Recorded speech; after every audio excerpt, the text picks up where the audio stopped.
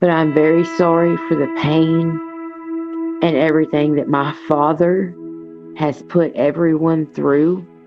And I wish my father was here today to be able to be punished for his crimes. Just before midnight on December 6th, 1991, a yogurt shop on the north side of Austin, Texas, was burning. When firefighters knocked the flames down and pushed into the back room, they found 4 girls on the floor. Jennifer Harbison, Eliza Thomas, Sarah Harbison, Amy Ayers.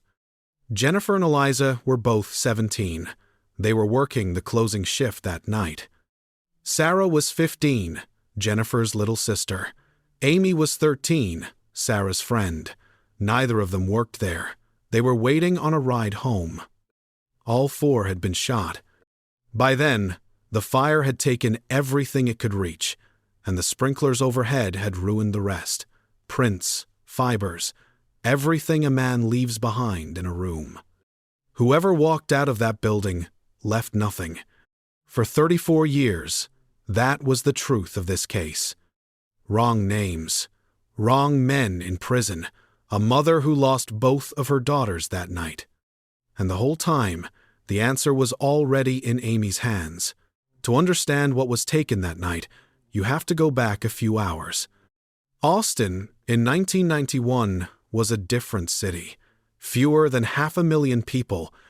A state capital built around a university, quiet enough that a Friday night closing shift at a strip mall yogurt shop was not something a parent thought twice about. The shop was called I Can't Believe It's Yogurt. It sat at 2949 West Anderson Lane in a low strip center on the north side of town. It was the kind of place teenagers picked up weekend work. Scoop the yogurt, wipe the counters, count the register, go home. Jennifer Harbison worked there. She was 17, a senior at Lanier High School. She ran track, and she was president of her school's FFA chapter, Future Farmers of America, which, in Texas, meant raising animals, showing them at stock shows, and spending most of your free time at a barn. Eliza Thomas was 17 too, and Jennifer's closest friend, also FFA.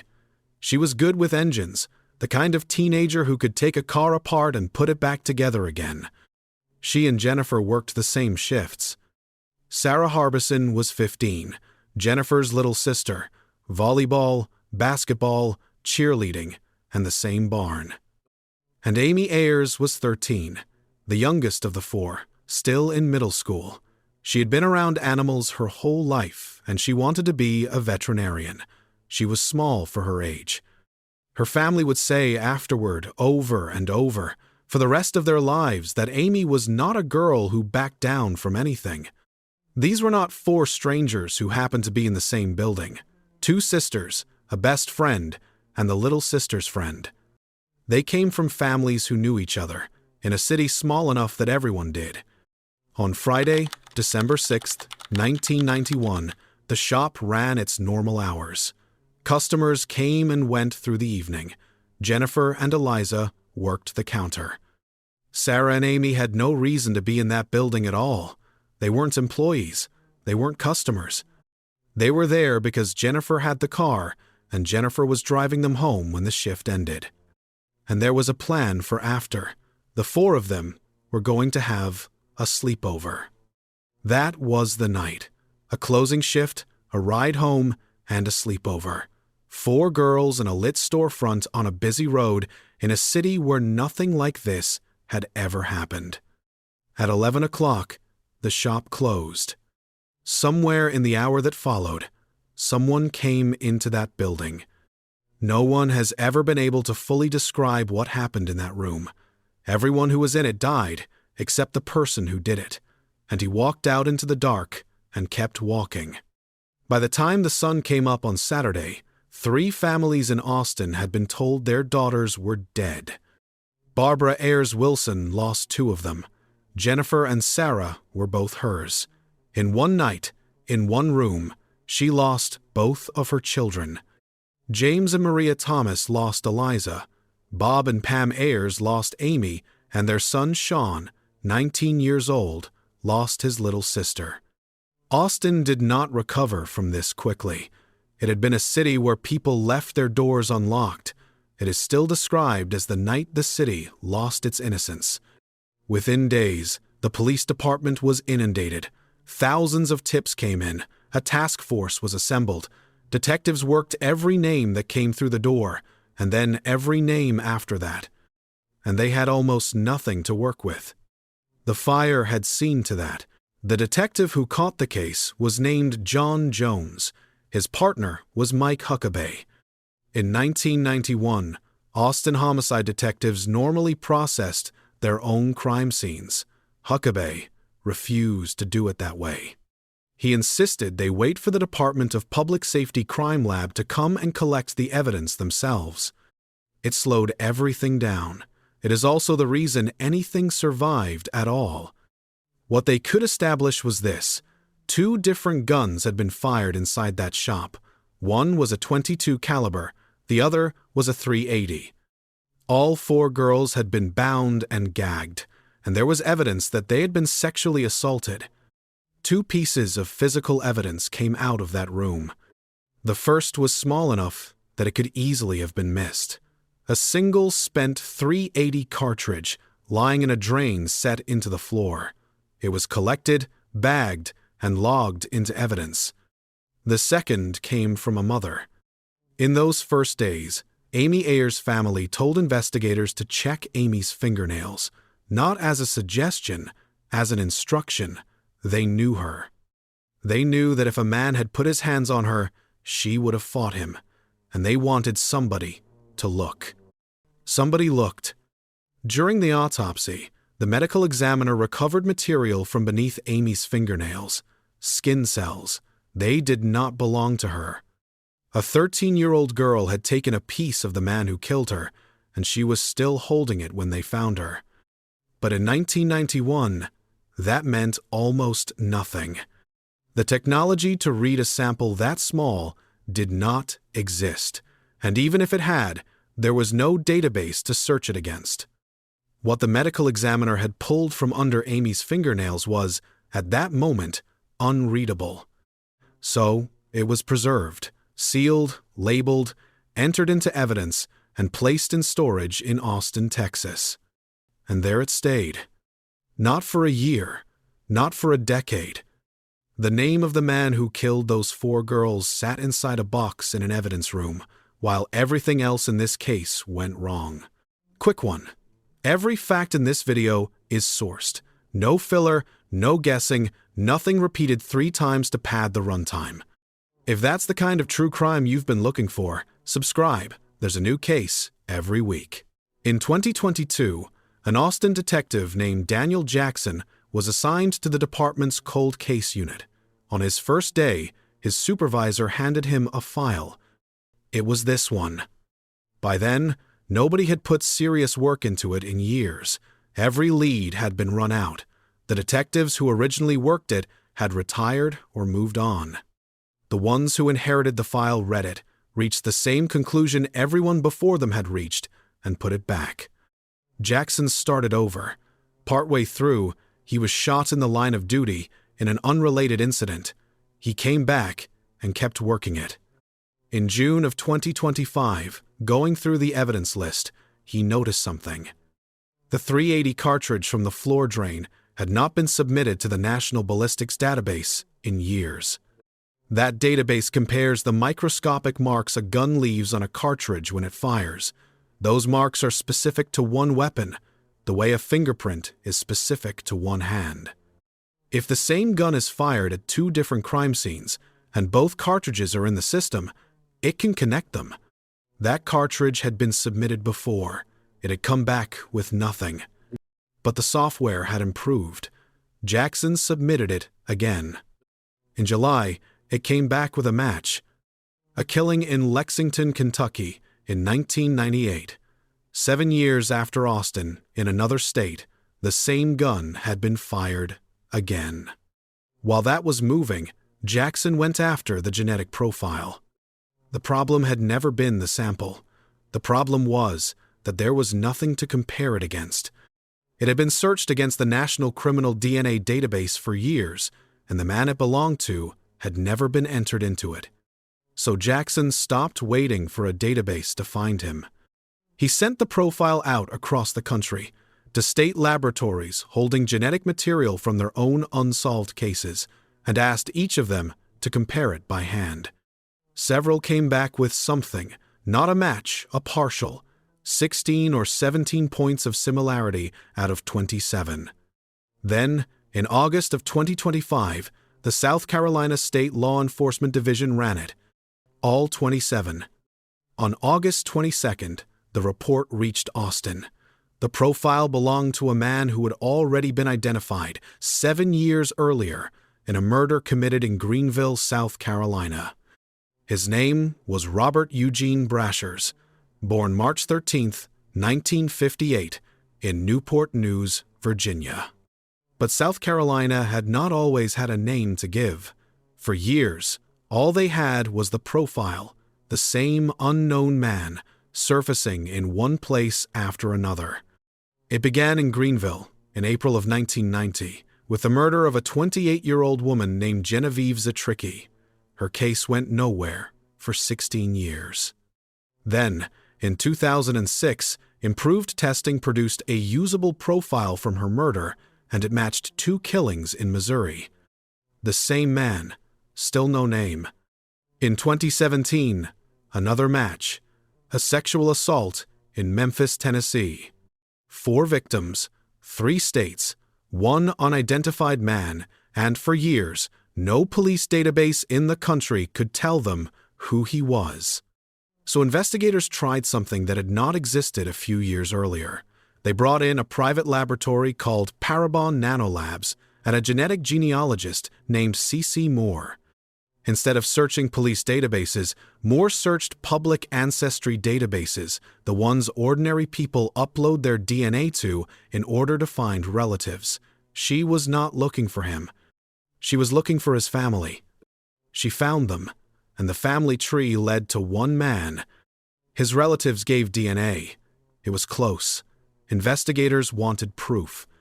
On September 27, 2018, under a court order, Robert Eugene Brasher's body was exhumed from a cemetery in Paragould, Arkansas. The remains confirmed it, which means that when the South Carolina laboratory matched the Austin profile in 2025, they were not identifying an unknown man. But Austin needed more than a name, so they went back to what Amy Ayers had left them. The material recovered from beneath her fingernails in 1991 was retested and then compared directly against Brasher's known genetic profile. It matched. Investigators put a number on it, 2.5 million to 1.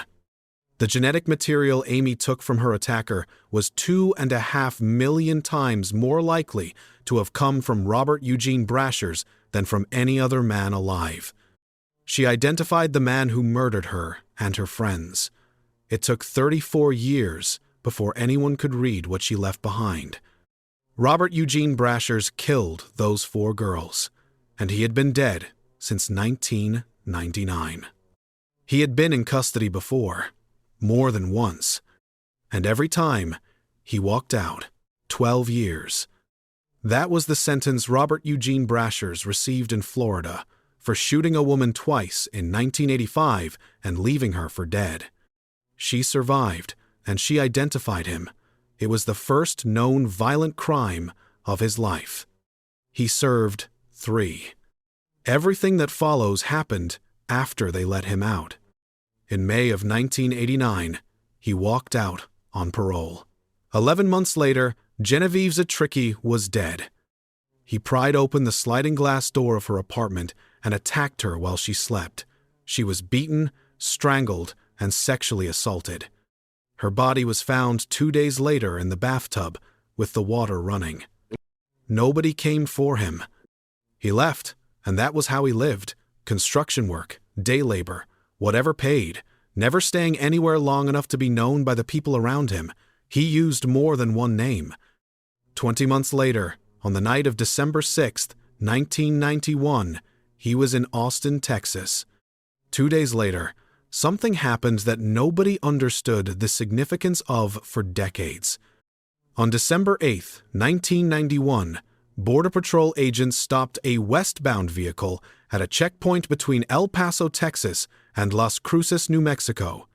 The driver was Robert Eugene Brashers. The car was stolen out of Georgia, and he was carrying a .380 pistol, the same make and model as the gun used to shoot Amy Ayers. He was arrested on the stolen vehicle charge. The pistol was seized by federal authorities. Nobody test-fired it. Nobody compared it against anything. There was no reason to. Nothing on paper connected a stolen car in the desert to 4 murders hundreds of miles behind him. Nothing about that stop ever reached the detectives working the yogurt shop case. He did not stay in custody. That was the second time. What he did over the next 7 years happened across 4 states. Forced entry, restraints, a gun, and he never went back to the same place twice. In Memphis, Tennessee, in March of 1997, he forced his way into a home, restrained the people inside, and sexually assaulted a 14-year-old girl. A year later, he broke into a house in Portageville, Missouri. Sherry Scherer was 38. Her daughter Megan was 12. Both of them were shot to death. Megan was sexually assaulted. Sherry's husband and son came home and found them.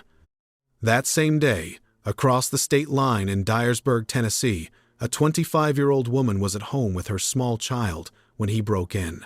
She fought him off. He shot her in the arm and ran. She gave police a description of him, and the bullet taken out of her arm was later matched to the gun used on the Scherers. 2 weeks later, in Paragould, Arkansas, Brashers was arrested trying to break into the home of a man he had once worked with. He had burglary tools. The phone line had been cut. He was released on bail. That was the third. That November, a 43-year-old woman named Linda Marie Rutledge was shot inside a hearing aid business in Lexington, Kentucky. After she was dead, the building was set on fire. That is the killing the Austin cartridge matched. By the time it ended, Brashers was responsible for at least 8 murders. Every one of them sat in a separate file in a separate town, worked by detectives who had never spoken to each other. Not a single one was connected to another while he was alive. On January 13, 1999, police in Kennett, Missouri went to a motel to question Brashers about a stolen license plate. They found him underneath a bed with a loaded gun. He fired at the officers. Then he sealed himself in the room with his wife and children. Negotiators talked to him for hours. Eventually, he let his family out. Then he put the gun against his own head and fired. He did not die there. He died in a hospital 6 days later, on January 19th. He was 40 years old. The gun he used on himself was traced by serial number. It was the same .380 that federal agents had taken off him at that border checkpoint 48 hours after 4 girls died in Austin. He had it the whole time. Somewhere in all of that, somebody could have stopped him. I want to know where you think it should have happened.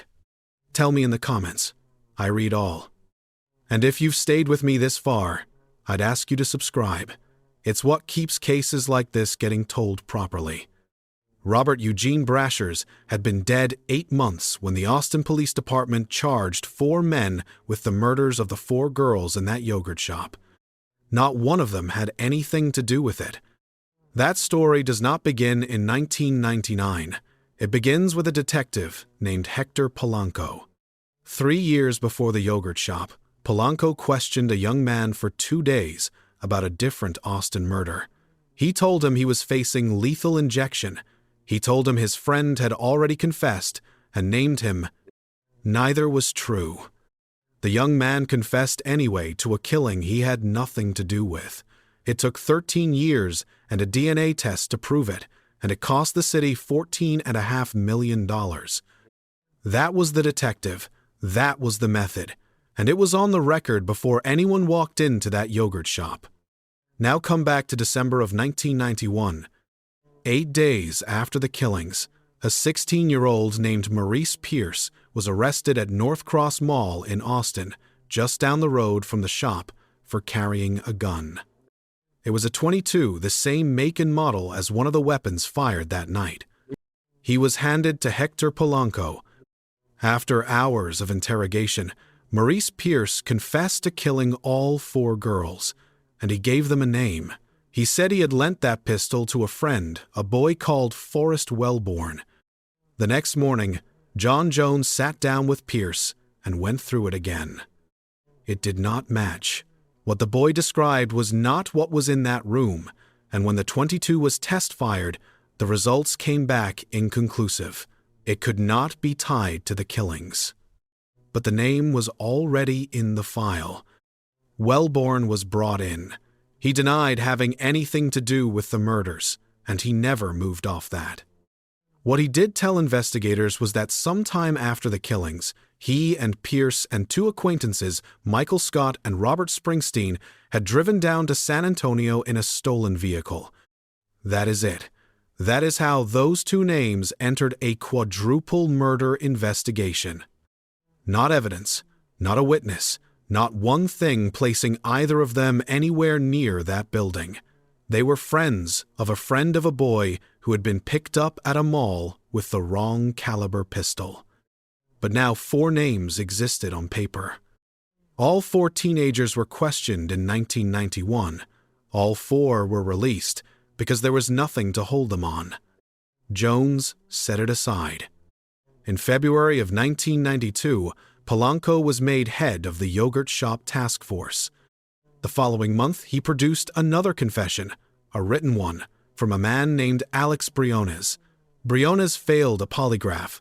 The confession was thrown out, and Polanco was removed from the task force. The district attorney's office opened an investigation into whether he had coerced it. A grand jury declined to indict him. An internal investigation that same year found Polanco had been involved in at least 7 false confessions. That September, the Austin Police Department fired him for perjury in a separate case. He appealed.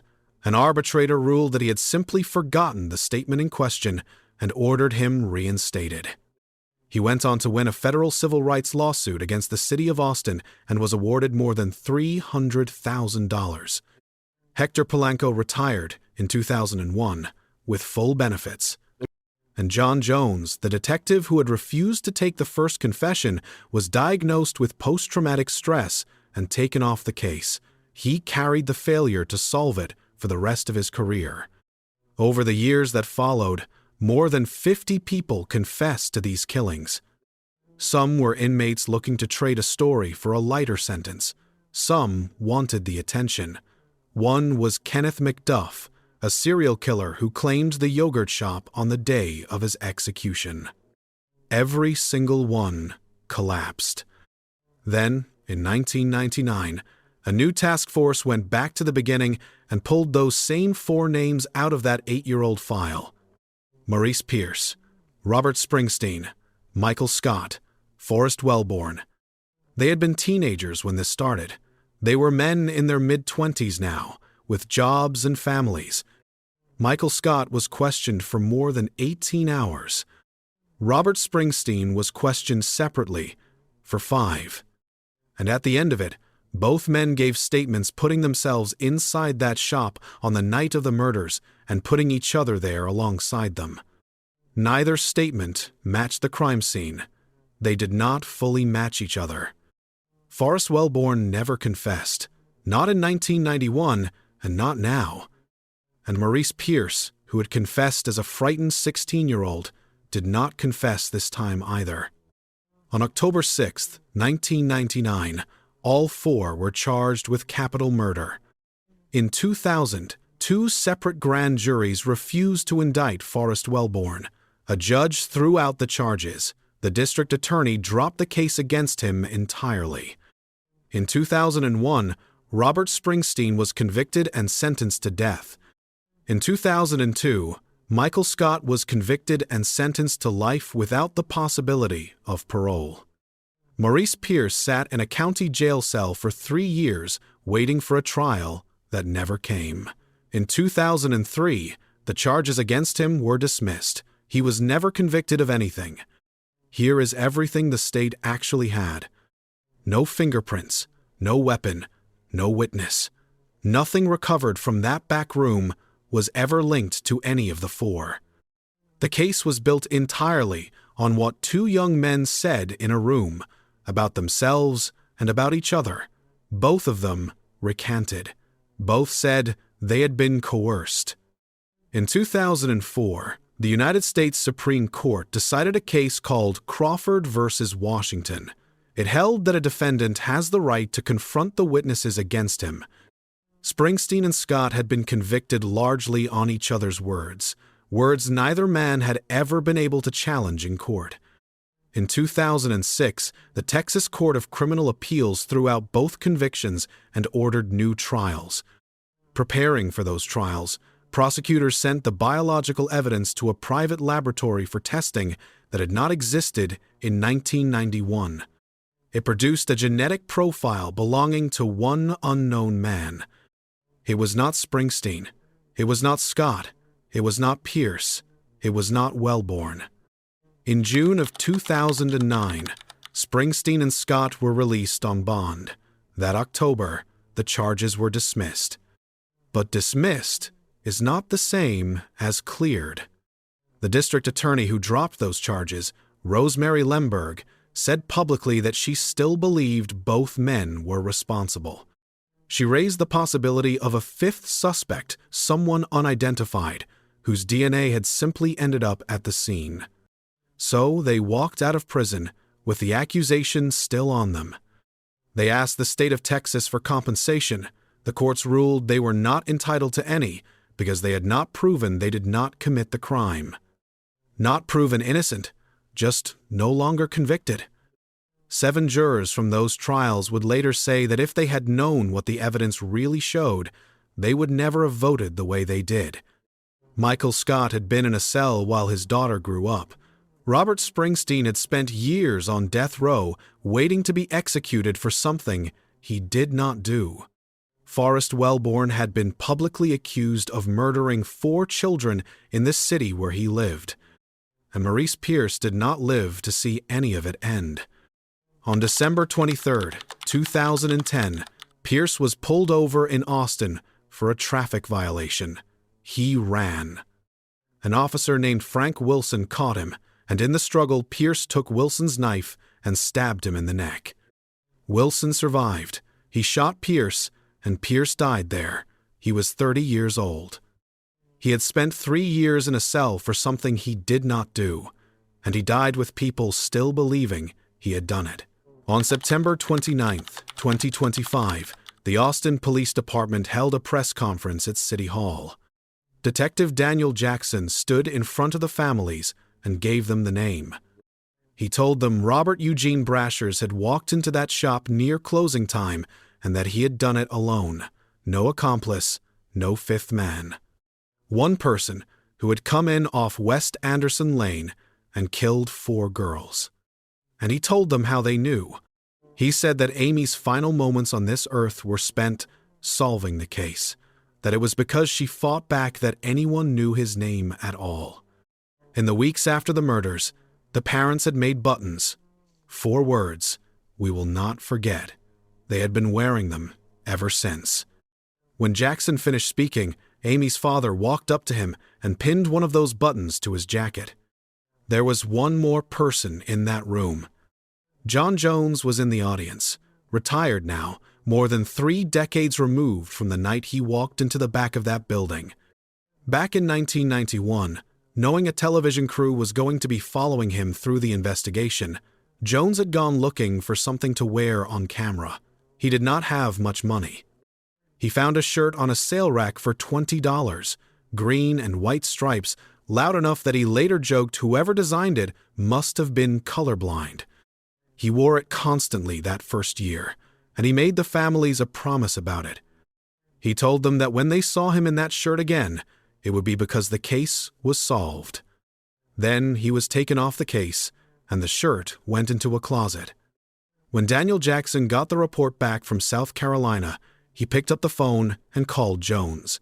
He did not open with the news. He asked one question. "Do you still have the green and white shirt?" Jones wore it to City Hall that Monday. He had spent most of his adult life being told he had been too cautious, that he should have taken the confession, that he should have closed it. Standing there, he said it was vindication for everybody who had been at that crime scene. But identifying a killer is not the same as clearing the men who were blamed for him. That December, the Travis County District Attorney's Office filed a motion asking a court to formally declare all 4 of them innocent. The hearing was held on February 19, 2026, at the Blackwell-Thurman Criminal Justice Center. Every seat was taken. First Assistant District Attorney Trudy Strasburger spoke first. She told the court that the state had prosecuted 4 innocent men for one of the worst crimes Austin had ever seen, and that it could not have been more wrong. District Attorney Jose Garza addressed the men and their families directly. He said the weight of the evidence pointed to the guilt of Robert Eugene Brashers and to the innocence of Maurice Pierce, Michael Scott, Robert Springsteen, and Forrest Wellborn. Then Judge Dana Blasey ruled. She declared all 4 men actually innocent. That finding goes further than a dismissal. It does not say the state failed to prove its case. It says they did not do it. Michael Scott was in the courtroom. So was Forrest Wellborn. Robert Springsteen did not attend. An attorney speaking for the men called it a miracle, one that had come far too late for Maurice Pierce, and had been denied far too long for the other 3. And then Maurice Pierce's daughter stood up. Marisa Pierce grew up visiting her father in a jail cell. She was a child when he was killed. She told the court that the tunnel vision of police and prosecutors had taken her father's dignity and that he had been an innocent boy when it started. She said she would keep fighting for people wrongly accused in Texas. Then she spoke to him. "Daddy, you have your name back." In May of 2026, the city of Austin agreed to pay $35 million to the 4 men and their families. $10 million of that goes to Maurice Pierce's wife and daughter. Robert Eugene Brashers was never arrested for what he did in that shop. He was never tried for it. He never spent a single day in a cell for it. He was dead before anyone knew to look for him. 4 families buried their daughters without an answer. 4 men lost their 20s and their 30s to a crime they had nothing to do with. An entire city was told a story that was not true, and believed it for most of 30 years. And the whole time, the thing that would have ended all of it was sitting in a box in an evidence room off West Anderson Lane because a girl who was 13 years old fought back hard enough to take something of him with her. She could not save herself. She could not save the others. But she is the reason anyone knows his name. Jennifer Harbison, Eliza Thomas, Sarah Harbison, Amy Ayers.